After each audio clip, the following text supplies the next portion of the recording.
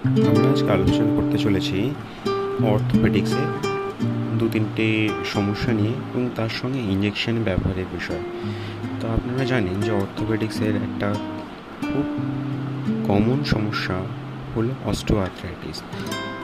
হাঁটুর ক্ষেত্রে যেরকম দেখা যায় যে অনেক জায়গাতেই জয়েন্ট স্পেসটা কমে যাচ্ছে, হাঁটুর হাড় ক্ষয়ে গেছে, ডাক্তারবাবু আপনাকে বলবে এই গ্যাপ কমে গেছে, মানে জয়েন্ট স্পেস ন্যারোয়িং।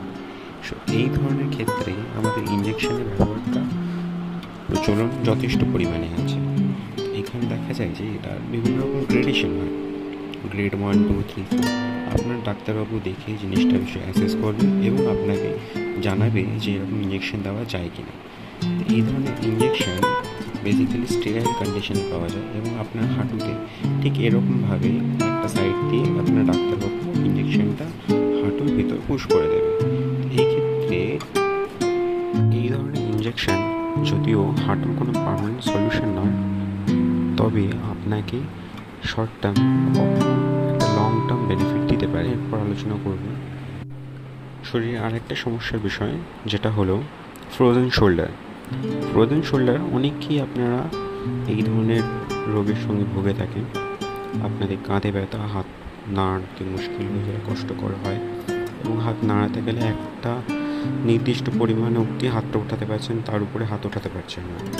তো প্রাথমিকভাবে আপনার দেখা যায় যে এই শোল্ডারের ধারে কাছে যে ক্যাপসুল যে জিনিসটা থাকে, শোল্ডার জয়েন্টটাকে যেটা ধরে রাখে, সেটা কয়েক জায়গাটায় খুব বেশি রকমের মোটা হয়ে যায় এবং সেই জন্য হাতের মুভমেন্টটা কমে যায়।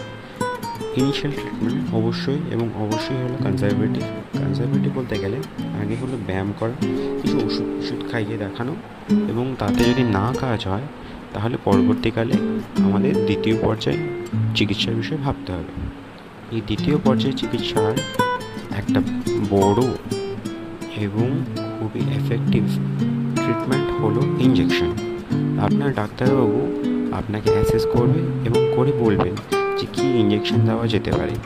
তো এখানে ডাক্তারবাবুরা যেটা করেন, আপনার ঘাড়ের কাছে এরকম একটা জায়গা লোকেট করা হয় যে এখানে ইঞ্জেকশনটা দেওয়া যাবে। তিনি মার্ক করবেন, জায়গাটাকে পরিষ্কার পরিচ্ছন্ন করবেন এবং আপনাকে কাঁধের মধ্যে ইঞ্জেকশনটা দেবেন এবং দেওয়ার পরে কাঁধটাকে আপনার মোবিলাইজ, মানে কাঁধটাকে ব্যায়াম ট্যাম করিয়ে নাড়িয়ে চাড়িয়ে দেবে, যাতে আপনার ফ্রোজেন শোল্ডারের ব্যথাটা কমে আসে এবং খুব তাড়াতাড়ি আপনার হাতের মোবিলিটি ফিরে পাবেন।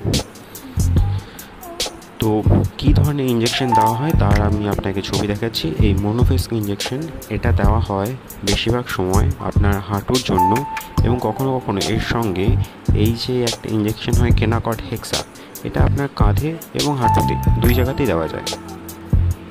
ধন্যবাদ।